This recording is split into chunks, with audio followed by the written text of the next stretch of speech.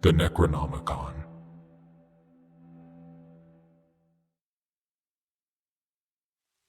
Hello, Herr. I am from Buenos Aires, Argentina, and recently, while watching one of your videos, I remembered this story, which did not happen to me, but to my mother, when she was about 20 years old. My mother was always an avid reader of horror literature, having Howard Phillips Lovecraft as her favorite author. One of his greatest works is the Necronomicon. For those who do not know it, the Necronomicon is a compilation of stories that involve supernatural themes, such as invocation of beings from another space and time, change of consciousness, demons, witches, and alternate dimensions.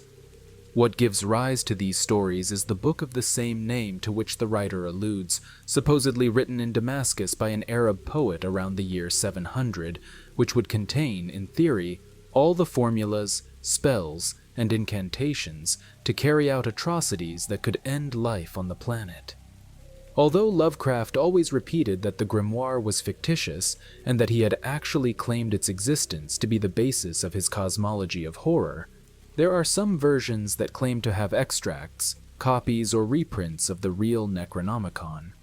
I have read one myself, and it is true, false or not, its material includes seals, chants, prayers, ceremonies, symbols, and names very elaborate and complicated to understand. The gods that are mentioned have rarely been heard of by anyone, and for most they may be totally foreign. It all started when my mother bought what appeared to be a print of the authentic grimoire from a bookstore that sold used copies that were several years old. The cover was not intended to attract much attention or to be commercial, and she did not intend to use it for esoteric purposes either, but she thought it would be a good addition to her collection. She read it like any other book, without trying too hard to understand the oddity of the contents, and put it away on a shelf. Before long, the strange phenomena began. My mother said that when she was already lying down and sleeping, she started to wake up by the sensation of a cat climbing on her bed. She felt 4 little paws kneading and rubbing her blankets, as some cats do when they like a particular soft and fluffy blanket. She could hear the snorting and felt the sharp edge of nails digging through the covers and scratching her legs. She felt that he was watching her from her feet, even though she could not distinguish his gaze apart from the black fur in the darkness. And when she turned on the light, there was nothing, and the weight on her body vanished.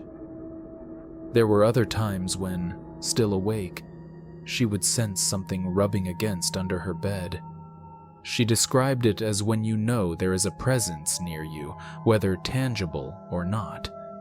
You don't see it with your eyes, but still, you notice it. She was convinced it wasn't just illusions or suggestions, because the fear it provoked in her couldn't have come from anywhere. The effect of a brush against the wood, and the way her ears sharpened and picked up a dull sound she couldn't process, left her unable to move. Of course, my mother had no pets to blame. They weren't allowed in her building. There were other manifestations. Dreams with dancing hybrids, clumsy, so deformed and horrendous that she did not know how to explain them, plus she barely remembered them. Strange symbology suspended over her head that made her wake up frightened and with cuts or bruises on her skin. Also, her cousin, with whom she shared the apartment, expressed that during the nights, something used to touch her. The touch was not comparable to that of a hand, but more like a brush, cold and subtle on her face. Sometimes, in the middle of the night, the light bulbs in the rooms would come on and not go out again until one turned down the switch. Noises resounded in the house. Scratching, claws scratching with impetus the closed doors and the inside of the walls that were supposed to have no holes.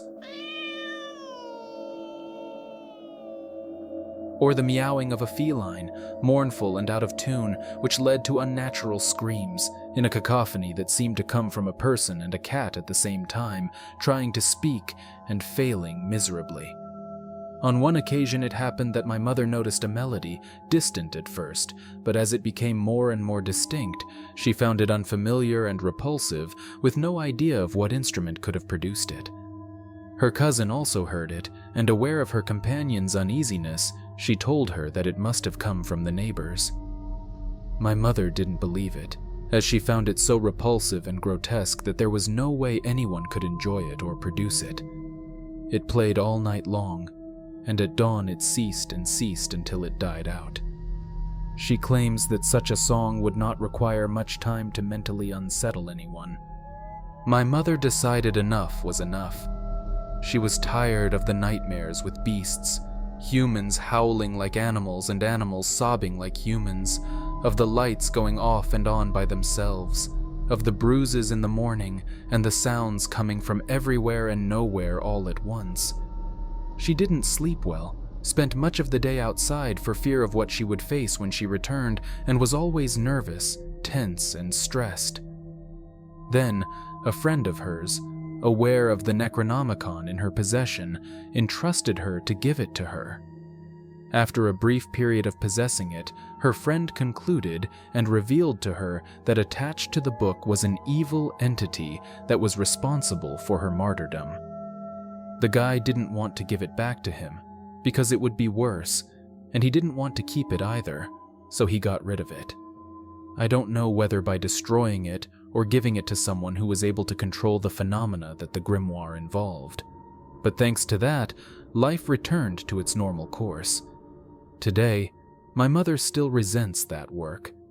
She even asked me in a reproachful tone why I had bought the paperback edition of Lovecraft last year, despite the fact that it was she who passed on to me the taste for the horror genre, and that definitely among its pages there is not a single sign or magic recipe, only tales.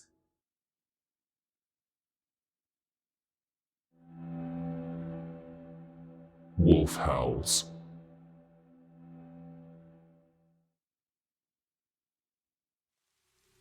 Hello, Herr. Hello, everyone. I would like to thank you first for the videos of the horror stories. The way you tell them is great. I don't miss any of them. At first, I listened to them because I am fascinated by horror, but I never imagined that something like that would happen to me.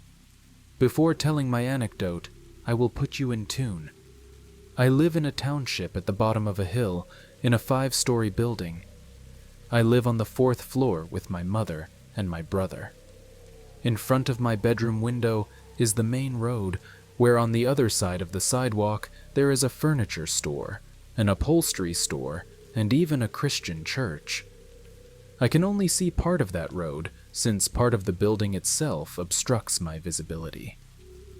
It is a quiet neighborhood, where at night you can hear any noise because of the silence that abounds.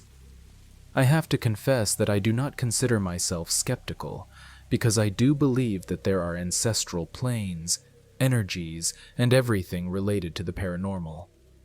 However, they do not scare me. I just enjoy everything that can be seen. I'll start with the story. It was a night like any other night. I was asleep in my bed, and suddenly my eyes opened as if I had an internal clock. I didn't even have that moment where your senses start to reset. I just opened my eyes and looked at the ceiling.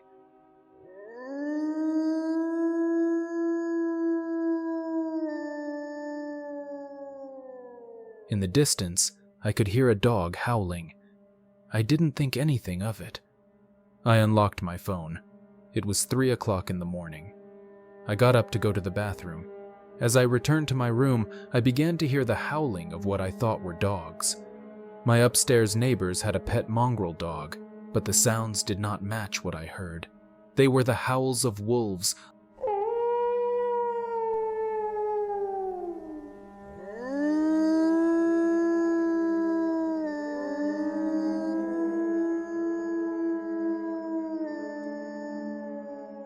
Long, slow sounds, the kind that penetrate your bones.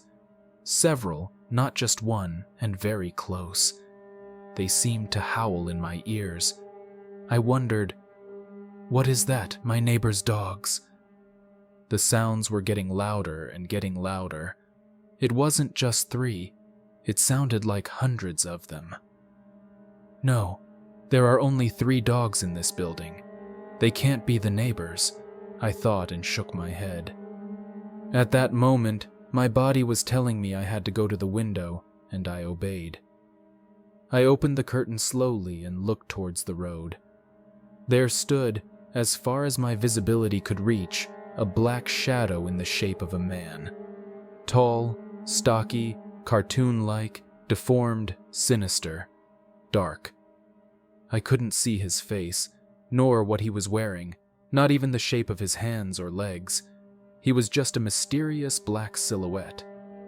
It simply moved along the sidewalk in a straight line, as if it were walking, but I could not see the movement of its hands or legs enough to mistake it for a person. Around his body, there were some sort of sparkles coming out, as if he were electrified, and I could tell he was wearing a bowler hat. I watched him, moving along the road as I had the howls of wolves in the background drilling in my head. My mind was mesmerized. I couldn't stop watching him, like I was in a sleep paralysis where your body can't move even if you ask it to. Until I came to my senses and pulled down the curtain all at once. The sounds stopped, and the creepy feeling was gone like the wind. I looked around, thinking that behind me was my brother or my mother asking me what those noises were about or what was going on, but neither of them got up, not even my dog who was sleeping next to me. I didn't look at the window again. I lay back on my bed puzzled, wondering what I had just seen. The whole thing is worthy of thinking it was a nightmare, but worst of all, it was real. Thank you for reading me and everyone for listening.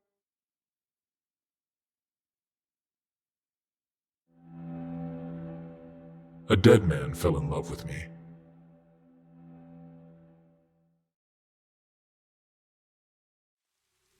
Hi, I really like your videos. I would like to see again long hours fictional stories as I post them while working.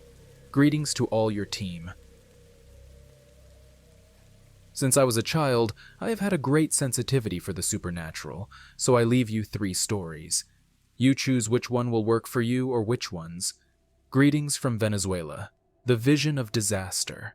Since I was a child, I have had a sensitivity for the supernatural. At the age of 5, I had a vision of the Vargas disaster, in which a landslide flooded the streets, causing many deaths and great material losses. Almost 24 hours earlier, I woke up very early in the morning to play with my Power Rangers. At one point, my vision blurred. I went into a kind of trance and started screaming in the living room. "Mother, Mother, the houses are falling down! Mother, the windows are breaking, the people are drowning, the animals, Mother, the animals." Soon my mother came running from her room, comforting me and helping me to come to my senses. The surprise for my parents was great when the next day, when they turned on the TV, they saw the news of the Vargas disaster. Second story. At the age of 13, I came to live in a building that had its years, but was still well preserved. From the age of 10, I already liked to sleep alone because I could watch TV until late. Shows like Alf and the Prince of Rap, old stuff that I always liked. I never knew for sure what happened that day.